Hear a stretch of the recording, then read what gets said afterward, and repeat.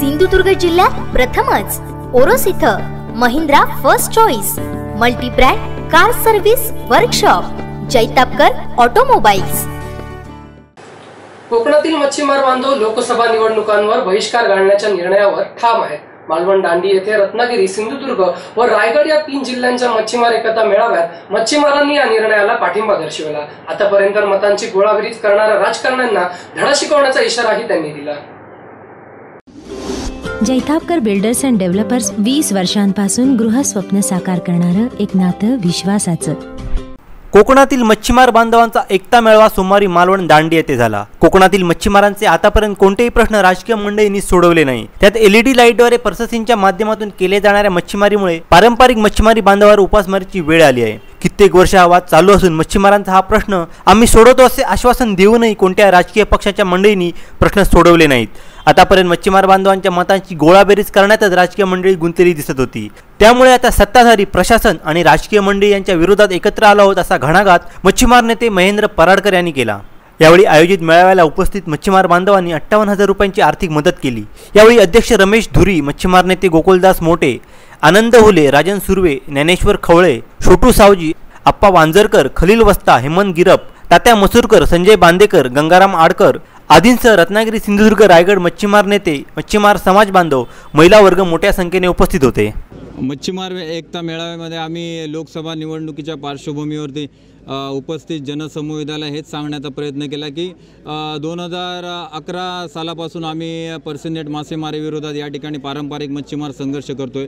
पण त्यावेळेचे राज्यकर्ते माजी मुख्यमंत्री नारायण राणे यांनी पारंपरिक मच्छीमारांच्या आवाजाला कितपत होऊ दिली, कितपत साथ दिली याचं आपण उदाहरणं या ठिकाणी समोर ठेवली। लोकांच्या बहुतांश राणेंच्या कारकिर्दीमध्ये, सत्तेच्या कारकिर्दीतच सोमवंशी कमिटी नेमली गेली होती। त्या समितीचा अहवाल मे 2012 मध्ये सभागृहासमोर नाही, माफ करा, सरकारसमोर ठेवण्यात आला होता। परंतु सरकारने त्या सोमवंशी कमिटीच्या शिफारशींवरती कुठलाही निर्णय घेतला नाही, अहवाल तसाच पाडून ठेवला। आणि त्यानंतरच्या काळात 2014 नंतर सत्ता परिवर्तन केलं पारंपरिक मच्छीमारांनी।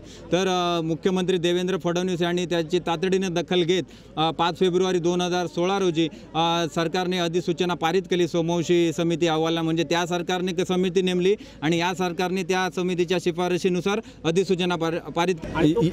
या मेळाव्यामध्ये हाच निर्णय झाला की आपण दोन्ही बाजू ठेवल्यानंतर मच्छीमारांमधून असा मतप्रभाव आला की आम्हाला सर्वच पक्षांनी आम्हाला उपेक्षित ठेवलेलं आहे, आमची चेष्टा केलेली आहे, क्रूर चेष्टा केलेली आहे, आमच्यावर उपासमारीची वेळ आणलेली आहे। त्यामुळे आम्ही या निवडणुकीवरती बहिष्कार घालणार, या मागणीवरती मच्छीमार ठाम राहिले। आणि त्या अनुषंगाने मच्छीमारांनी एक पर्यायसुद्धा एक बैठकीत ठरला की बहिष्कारावरती ठाम आहेत, परंतु जर तुम्हाला मच्छीमारांचं अजूनही मतपरिवर्तन करायचं असेल तर तुम्ही खासदार आमदार बाजूला ठेवा, तुमच्या पक्षाचे प्रमुख नेते मंडळी आहेत, म्हणजे शिवसेनेचे उद्धव ठाकरे असतील, त्यानंतर भाजपकडून युतीचे नेते मुख्यमंत्री देवेंद्र फडणवीस असतील, यांची सभा अशाच पद्धतीने आयोजित करा। तुमच्या कार्यकर्त्यांना मच्छीमारांच्या दारोदारी घरी जायला सांगा आणि त्या मेळाव्यासाठी बोलवायला सांगा।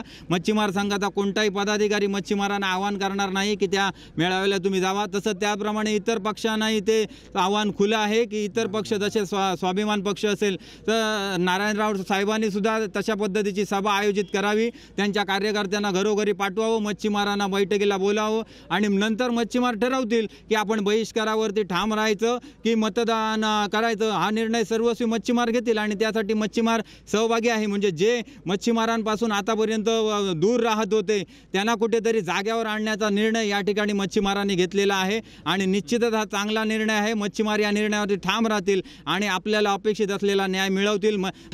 तर मच्छीमारांचं असं म्हणणं आहे, या बैठकीत असं मत समोर आले आहे की तुम्ही जे आम्हाला आश्वासनं देणार, उद्धव ठाकरे असतील, मुख्यमंत्री देवेंद्र फडणवीस, ती लेखी स्वरूपात तुमची आश्वासनं पाहिजे। तुमचा मेळावा इथे घेणार, आम्हाला स्पष्ट शब्द पाहिजे, अशी थातूर मातूर उत्तरं नको आणि थातूर मातूर उत्तर ओळखण्या मार्फत आम्ही सक्षम आहोत. आम्ही बहिष्काराच्या निर्णयावरती ठाम राहू, एवढं मात्र मच्छीमार ठरवतील असा मला विश्वास आहे. भाकरी आता सर्वच पक्षांना तुम्ही आता बघितलं असेल, सर्वच पक्षांनी आम्हाला न्याय दिलेला नाही, अपेक्षित असा न्याय दिलेला नाही आहे.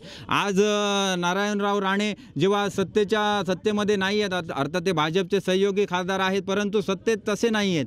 मग सत्तेत नसताना आज ते सांगतात की आम्ही पारंपरिक मच्छीमारांच्या बाजूने आहोत. पारंपरिक मच्छीमार जी भूमिका घेतील त्या भूमिका आपल्याला मान्य असेल. पारंपरिक मच्छीमारांनी ते भूमिका घेतली आहे बहिष्काराची. आता त्यांना मतपरिवर्तन करायचं असेल तसं आम्ही पर्याय ठेवला की देवेंद्र फडणवीस साहेब असतील, उद्धव ठाकरे साहेब असतील, त्यांनी अशी सभा घ्यावी पारंपरिक मच्छीमारांची, तशी त्यांनी सभा घ्यावी.